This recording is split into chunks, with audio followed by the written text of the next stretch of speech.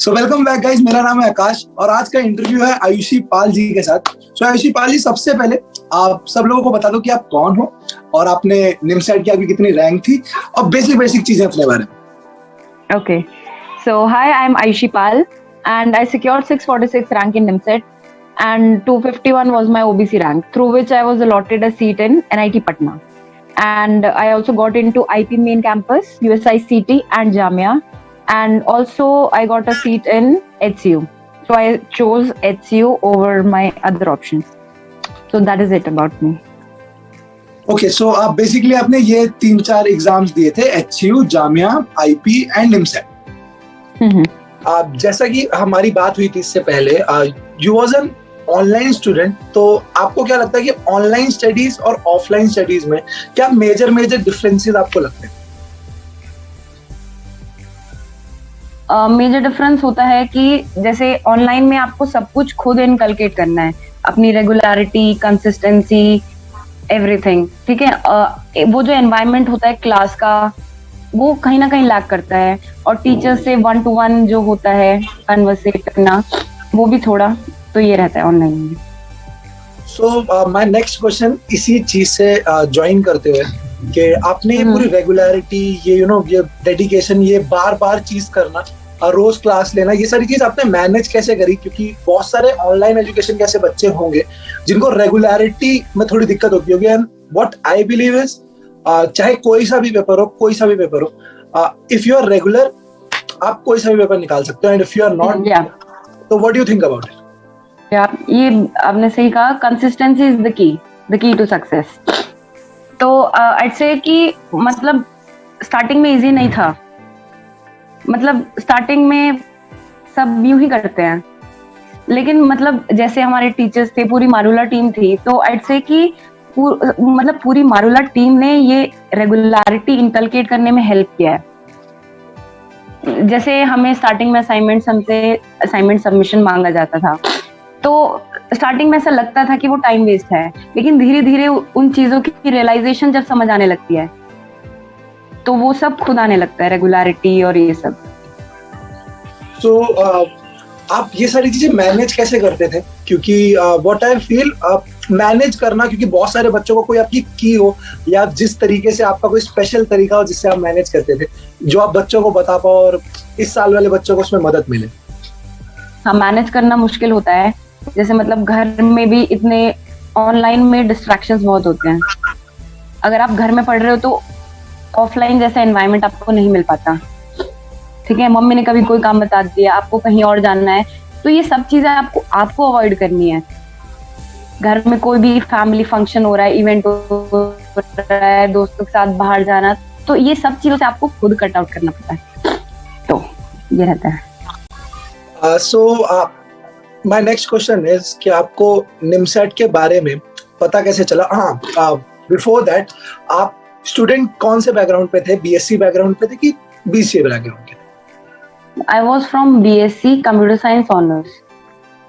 So my next question for you is कि आपने ये MCA, निमसेट, इन चीजों के बारे में सुना कब था और आपने डिसाइड कब किया कि I want to prepare for this, और हाउ लॉन्ग इट टुक कि आपको लगा हो कि अबे मैं एक अच्छे स्टैंडर्ड पे खड़ी हूँ? तो जैसे जब लॉकडाउन में घर आए, तो आई वॉज रियली क्लूलेस कि मुझे आगे क्या करना है लाइफ में।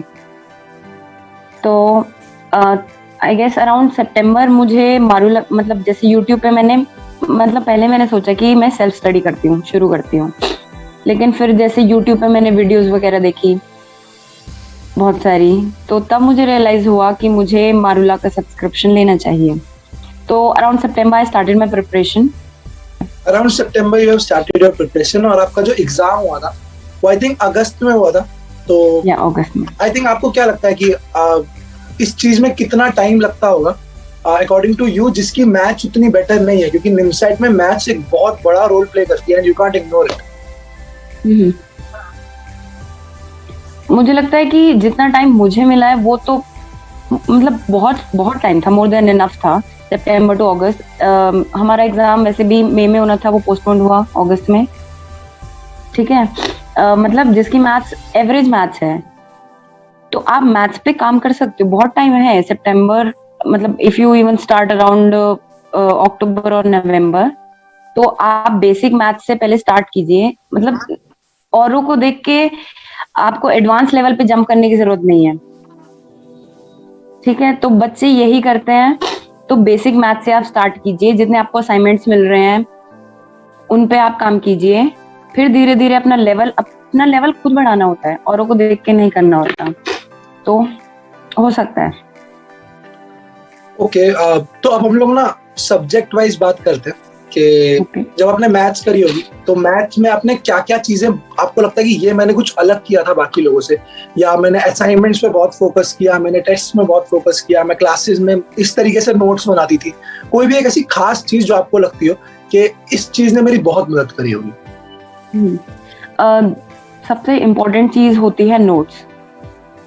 आपके नोट्स ही होते हैं जो काम आते हैं, और किसी और के नोट्स नहीं काम आते, आपके खुद के बनाए हुए। तो सर मतलब जितनी भी हमारी क्लासेस होती थी, मैं प्रॉपर नोट्स बनाती थी, सब कुछ, एवरीथिंग हाईलाइटेड, एवरीथिंग नहीं मतलब जो इम्पोर्टेंट होता था। और टेस्ट एंड असाइनमेंट्स उसके बाद सबसे इम्पोर्टेंट चीज है। मतलब अगर आप कोई भी बुक नहीं लगा रहे हो तो असाइनमेंट्स और टेस्ट भी बहुत इनफ होते हैं। फिर धीरे धीरे आप अपना लेवल बढ़ाते हुए, मतलब बच्चे क्या करते हैं, भटकते बहुत हैं। मतलब सर भी ये स्टार्टिंग में हमें बहुत बोलते थे कि भटकना नहीं है, लेकिन ये चीज बाद में रियलाइज होती है। हम क्या करते हैं, मटेरियल के पीछे बहुत भागते हैं कि ये बुक भी ले लो, वो बुक भी ले लो, लेकिन मतलब किसी को भी फॉलो कर रहे हो, एक को फॉलो करो, या वो मतलब किसी एक टीचर को कर रहे हो तो टीचर को ही फॉलो करो, बुक भी कर रहे हो तो कोई एक पर्टिकुलर बुक को फॉलो करो। हर तरीके की बुक की कोई जरूरत नहीं है। और हमारे जितने भी असाइनमेंट्स होते थे उसमें सारे इंपॉर्टेंट क्वेश्चंस होते थे, जिनकी भी नीड है। तो बस इतनी ही नीड है, असाइनमेंट्स फॉलो करने हैं, नोट्स प्रॉपर बनाने हैं, टेस्ट असाइनमेंट और नोट्स। सो मैथ्स में आपने नोट्स बनाने का कोई आपका अलग से तरीका था, या फॉर्मूला कॉपी बनाते थे, या कोई ऐसी चीज? मतलब जैसे मैंने बताया, मैं सब कुछ नोट्स बनाती थी प्रॉपर, जो सर बताते थे उसी में हाईलाइट करती थी द इम्पोर्टेंट थिंग्स। मैं कोई अलग से कॉपी नहीं बनाती थी, मतलब मैं रिवाइज करती थी उसी को बार बार। तो जब रिकॉल करने का टाइम आता था तो वो पूरी पिक्चराइजेशन जो होती थी वो मेरे दिमाग में बनती थी, तो उसके अकॉर्डिंग मुझे सब याद रहता था कि इसके बाद ये इस टाइप का हमने क्वेश्चन किया था, या ये फॉर्मूला था, तो that way I used to do. Okay, I think ये बहुत इनोवेटिव तरीका है, वो चीज एक पिक्टोरियल फॉर्म में चीजें समझ लेने का, आपको वो एक सीक्वेंस में याद रहती है सारी चीजें। My next question is for computers. आपने कंप्यूटर्स के लिए कैसे प्रिपरेशन करी और क्या क्या चीजें करी? कंप्यूटर की हमारी क्लासेस होती थी, जैसे बेसिक टॉपिक्स होते थे जो कन्वर्जन्स के, मैथ्स वाले, वो ठीक थे। बट जैसे कंप्यूटर ऑर्गेनाइजेशन होता है, उसके लिए आपको सेल्फ प्रिपेयर करना पड़ता है, which I felt I should have. मतलब मैंने उतना उस पर ध्यान नहीं दिया, मुझे ऐसा बाद में रियलाइज हुआ कि वीकेंड पे 1 आवर उस पर दिया जा सकता था। I started that later. So this is a thing कि वीकेंड पे कंप्यूटर ऑर्गेनाइजेशन पे ध्यान दिया जा सकता है, ऐसा। Okay, now we will talk about the next subject, which is English. हम लोग थोड़े से इंग्लिश के बारे में बात करते हैं। So आपने इंग्लिश के लिए कैसे प्रिपेयर किया, या आपने सिर्फ टेस्ट दिए, या कुछ एक अलग तरीका यूज किया? इंग्लिश आई फील कंसीडर नहीं करना चाहिए, प्रिपेयर नहीं करना। मतलब इंग्लिश आप 21 ईयर्स ऑफ एज जितनी है, जितना आपकी वोकैब अब तक डेवलप हुई है, आई थिंक दैट्स इनफ। और उस पे 2 महीने में या 4 महीने में ऐसा कोई काम नहीं किया जा सकता, क्योंकि आपके पास और इम्पोर्टेंट सब्जेक्ट्स हैं काम करने के लिए, मैथ्स, रीजनिंग, एप्टीट्यूड। तो इंग्लिश अगर आपकी ओके है तो आप अटेम्प्ट कीजिए, एक्स्ट्रा उस पर टाइम देने का कोई फायदा नहीं है, आप और सब्जेक्ट्स में अपने टाइम दीजिए। सो आपने रीजनिंग के बारे में बात करी, तो हम लोग रीजनिंग के लिए अब एक आपसे पूछते हैं कि रीजनिंग आपने कैसे प्रिपेयर करी थी, और रीजनिंग में कोई नोट्स बनाए आपने, या कुछ भी किसी ने? ओके, रीजनिंग में हमारी क्लासेस होती थी जितनी भी, I felt they were more than enough. मतलब इतनी क्लासेस हुई हैं हमारी, बहुत, एक टॉपिक को लेके बहुत क्लासेस। जैसे रीजनिंग में लेकिन इतना टाइम देने की जरूरत नहीं है, जो क्लासेस हो रही हैं, जितने असाइनमेंट्स मिल रहे हैं, जो टेस्ट में आ रहा है, उतना करिए। मुझे नहीं लगता रीजनिंग के लिए कोई अलग बुक लगाने की जरूरत है। Okay, now will talk about आपने टोटल नंबर ऑफ कितने एग्जाम्स दिए और वो एग्जाम्स कौन कौन से थे और कौन से एग्जाम में आपको ऐसा लगा कि नहीं ये निमसेट के जैसा है या निमसेट से थोड़ा डिफरेंट जा रहा है? I started with NIMCET. मैंने सबसे पहले निमसेट दिया, फिर जामिया दिया, उसके बाद सीईटी महाराष्ट्र दिया, जेएनयू दिया, एंड आईपी और एचयू जो है वो निमसेट का ही स्कोर लेते हैं। तो बस मैंने ये 4 एग्जाम्स दिए। थोड़ा पैटर्न मुझे डिफरेंट जेएनयू में लगा। जेएनयू में कंप्यूटर पे ज्यादा फोकस होता है और बीएससी कंप्यूटर पे भी, और थोड़ा मैथ्स पे, बीएससी मैथ्स पे। बाकी सीईटी महाराष्ट्र का जो लेवल होता है वो निमसेट से इजी होता है, और Jamia is way easier than any other exams. मतलब डायरेक्ट क्वेश्चंस, डायरेक्ट मॉक के क्वेश्चंस भी आते हैं। तो या हाँ, सो अभी बहुत सारे लोगों को इस बात की क्वेरी थी कि एग्जाम्स कैसे कैसे डिफिकल्टी लेवल पे, तो आई थिंक इस आंसर के बाद आप लोगों की वो क्वेरी सारी सॉल्व हो चुकी होंगी। नाउ विल टॉक अबाउट आपने कैसे मैनेज किया स्टडीज करना, क्योंकि आप लोगों के एग्जाम्स में एक बहुत बड़ी दिक्कत थी कि हर महीने लग रहा था कि इस महीने को एग्जाम हो जाएगा हमारा। तो उस चीज में ऐसा, हाँ, कोई डेडलाइन नहीं थी। इवन आई वाज थिंकिंग कि मई में पता चला कि अभी है, फिर वो चीज शिफ्ट होती चली गई और वो अगस्त में जाके पॉसिबल हो पाया। सो इतनी देर तक आप पढ़ाई करना कैसे मैनेज कर पाए, और क्या क्या मैनेज करते हुए क्या प्रॉब्लम्स आई आपने, वो कैसे सॉल्व करी होंगी? होता है, जैसे मई में एग्जाम था तो उससे पहले बहुत बहुत प्रेशर था उस मंथ में, एक प्रीवियस मंथ में। फिर जैसे एग्जाम पोस्टपोन्ड हुआ तो थोड़ा सीन लाइट हो गया, लेकिन एक पीक आता है पढ़ने का भी कि लगता है, उसके बाद लगता था कि हर टॉपिक इतना रिवाइज कर लिया है, हर चीज की रिवीजन चल रही है, और क्या कर सकते हैं। तो उस टाइम में हमारी कुछ एक्स्ट्रा क्लासेस भी होती थी कि हम अपनी बेसिक रिवीजन करते रहे, लेकिन थोड़ा एडवांस लेवल पे भी। और मुझे ऐसा लगता है ऐसे टाइम में मेरी सेल्फ मोटिवेशन जो थी, that led me on. Demotivation बहुत आती है जर्नी में। अगर आप सेल्फ मोटिवेटेड नहीं हो तो आई थिंक, मैं सर से बात करती थी जब भी मैं ऐसा फील करती थी, तो हर बात का जो मेन एसेंस होता है सर वो दिखाते हैं। तो that's how it went for me. You talked about motivation, तो let's talk about it. Motivation पूरे एक सिनेरियो पे बात करते हैं। आई थिंक किसी भी एग्जाम में मोटिवेटेड रहना थोड़ा मुश्किल हो जाता है, और जब आप घर पे बैठ के ऑनलाइन स्टडी कर रहे हो तो आपके पास कोई मोटिवेशन नहीं है। And I know online students के लिए भी अमित सर उसी ताकत से खड़े रहते हैं, उतनी मोटिवेशन लेके खड़े रहते हैं, लेकिन आपने अपनी मोटिवेशन को कैसे नहीं ब्रेक होने दिया, और जब ब्रेक हुई होगी तो हाउ यू मैनेज टू कि उसे असेंबल करके एक अच्छी तरीके से यूज करो? या I feel I always have a positive hand towards any situation. So that's how it is. Plus, मतलब इतना टाइम हो गया था पढ़ते पढ़ते कि वो जो रेगुलरिटी, वो कंसिस्टेंसी थी, वो इनकलकेट हो गई थी, वो एक रूटीन बन गया था। मतलब होता था जैसे टेस्ट में रैंक अच्छी नहीं आती थी कभी कभी, मतलब अच्छी आती है और फिर गिर जाती है, तो काफी डिमोटिवेशन होती है उसमें।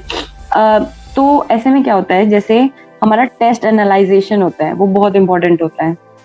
टेस्ट एनालाइजेशन भी नहीं, आपका पूरा रूटीन का एनालाइज करो आप, कि आप, मेरे साथ भी टाइम आया था, सेल्फ डाउट भी आता है कि हो क्यों नहीं पा रहा है, मतलब कहाँ हम लैग कर रहे हैं।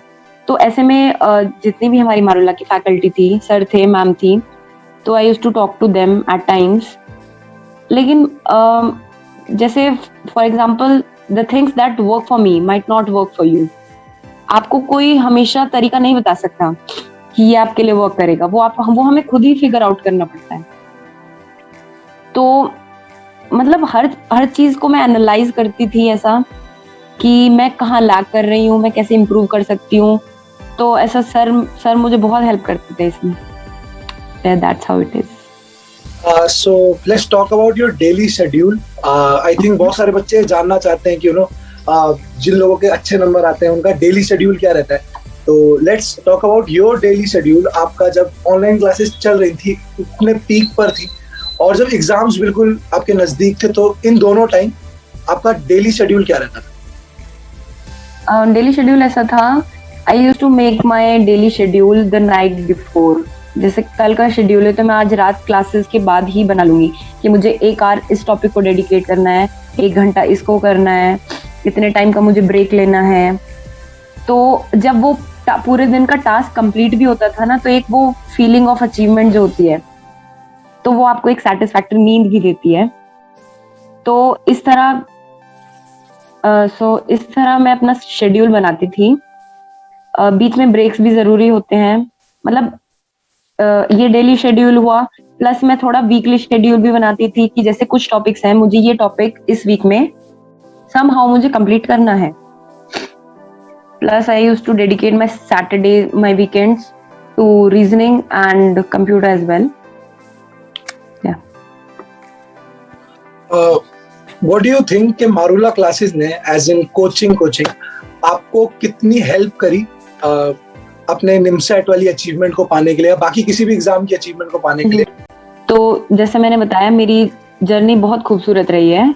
आई एम हैप्पी अबाउट जो भी मेरा रिजल्ट रहा है। मतलब मुझे किसी बात का ऐसा रिग्रेट नहीं है। ऑल्सो यहाँ पे सिर्फ पढ़ना नहीं सीखा है, बहुत सारे लाइफ लेसन्स भी सीखे हैं। मतलब मेहनत करना जो होता है वो यहीं से सीखा है। रेगुलरिटी, जैसे मैं बार बार बोल रही हूँ, क्योंकि वो आई ही पूरी मारूला टीम ने इनकलकेट की है। और मतलब सर खुद एक रोल मॉडल हैं। ये मैं यूं ही नहीं कह रही हूँ। मतलब जितनी भी ये चीजें हैं, सर को देखते हैं, मतलब इतनी क्लासेस सर ले रहे हैं, तो वो सब चीजें पास ऑन होती हैं। Even I'll agree on this. For me, the motivation source is Amit sir. ये पूरा जितनी भी चीजें हैं, और हम सबके लिए, जितने भी स्टूडेंट्स हैं, जितने भी मारूला टीम के मेंबर्स हैं, Amit sir is the motivation source for अस।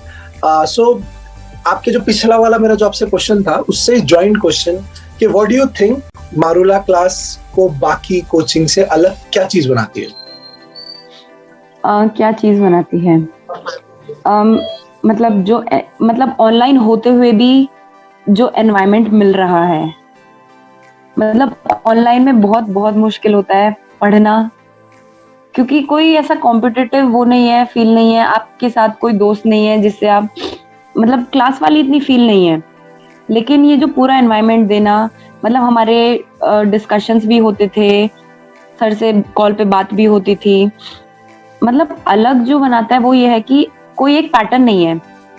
मतलब स्टूडेंट को जो नीड है उसके अकॉर्डिंग काम होगा, और जितनी नीड है, मतलब अगर रात को हम 2 बजे भी कह रहे हैं कि सर हमें इसकी क्लास चाहिए, तो हमें मिलेगी वो, और जब हमें चाहिए वो मिलेगा। सब कुछ यहाँ पे मिला है। और एवरीथिंग, मतलब जितने हमारे असाइनमेंट्स और टेस्ट होते थे वो इतने प्रॉपरली वेल डिफाइंड होते थे। तो बुक्स रेफर करने, अगर आप नहीं भी कर रहे हो, तो टेस्ट और असाइनमेंट्स बहुत होते हैं। सो या मेरा नेक्स्ट क्वेश्चन, ये वाले जो जितने भी बच्चे जो नेक्स्ट ईयर के लिए प्रिपेयर कर रहे हैं, उन लोगों के लिए है। जब आप लोग प्रिपेयर कर रहे थे, तो एक बेस्ट पार्ट था, आई कैन नॉट से it a best part, but हाँ, वो चीज हेल्प कर रही थी प्रिपरेशन में कि कॉलेजेस सारे बंद थे बिकॉज ऑफ द कोरोना। सो उस वजह से थोड़ा टाइम ज्यादा मिल रहा था। लेकिन नाउ कॉलेजेस आर ओपन, और बच्चों को शेड्यूल एक सेट करने में थोड़ी सी डिफिकल्टी होती है। सो उन बच्चों के लिए व्हाट यू कैन सजेस्ट जिससे उनको थोड़ी सी हेल्प हो? आई थिंक जो ये क्लासेस और अटेंडेंस वाला इशू होता है, मतलब you need to prioritize things in your life. आपको एमसीए की प्रिपरेशन को प्रायोरिटाइज करना पड़ेगा। मतलब क्लासेस और अटेंडेंस का इतना करिए कि आपकी एलिजिबिलिटी क्राइटेरिया फुलफिल हो उधर, लेकिन अपना शेड्यूल आप मैनेज कर सकते हैं। मतलब और जैसे जैसे टाइम बढ़ता है, कॉलेज जाना भी कम हो जाता है ना, तो ऐसे मैनेज हो सकता है टाइम। जब भी आप प्रिपेयर कर रही होगी, आई एम श्योर आपकी कुछ मिस्टेक्स भी रही होंगी।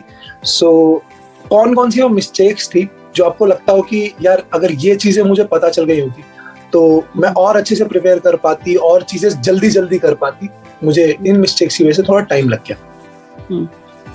For me, the main thing was analyzation, test analyzation, which I felt later on.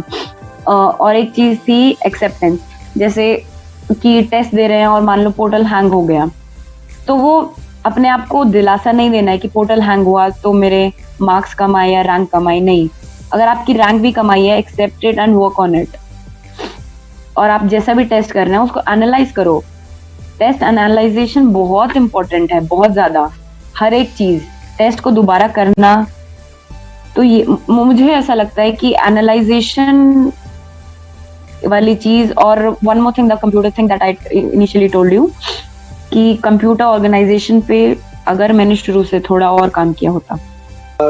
कोई भी एक ऐसी एडवाइस, कोई भी एक ऐसा सजेशन जो आप अपने नेक्स्ट ईयर या नेक्स्ट टू नेक्स्ट ईयर वाले बैचेस को देना चाहती हैं कि this is the advice, this is the की, जो आप यूज कर सकते हो जब भी आप किसी भी चीज में अटको? आई फील सबसे इम्पोर्टेंट चीज है भटकना नहीं है. जो भी फॉलो करना है, अगर कोई भी कोचिंग को आप फॉलो कर रहे हो, किसी भी टीचर को फॉलो कर रहे हो, तो सिर्फ एक को कीजिए. भटकना नहीं है इधर उधर. और अगर आपको कहीं भी दिक्कत आ रही है तो आपको सिर्फ अपने मेंटर से बात करनी है, अपने टीचर से बात करनी है. बच्चों से ये सब बातें नहीं करनी है कि मेरा शेड्यूल नहीं बन रहा है, हाउ आर यू प्रिपेयरिंग, क्योंकि वो भी आपके ही लेवल पे प्रिपेयर कर रहे हैं. तो दिस इज माय एडवाइस. या my last question for today's interview is कि हम लोग एक बार सब्जेक्ट वाइज बहुत जल्दी बच्चों को शॉर्ट चीजों में बता देते हैं कि सब्जेक्ट वाइज कैसे करना है. So will talk about maths. Okay, maths में स्टार्टिंग से असाइनमेंट्स, टेस्ट एकदम विद जेन्युइन उससे करने हैं. कोई वो नहीं करनी है हवाबाजी. टेस्ट करने हैं जैसे मतलब पर्सनली मैंने आरडी ऑब्जेक्टिव लगाई है स्टार्टिंग से ही. बाकी हर कोई अपने उसके अकॉर्डिंग देख सकता है. कोई भी बुक फॉलो करनी है वो एक ही बुक फॉलो कीजिए. Yeah, we can move on to the next subject, which is reasoning.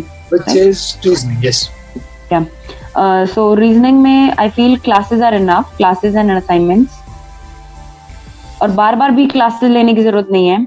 जैसे पहले हमारी ईयर में भी ब्लड रिलेशन टॉपिक है, तो एंड तक बच्चे ब्लड रिलेशन कर रहे हैं.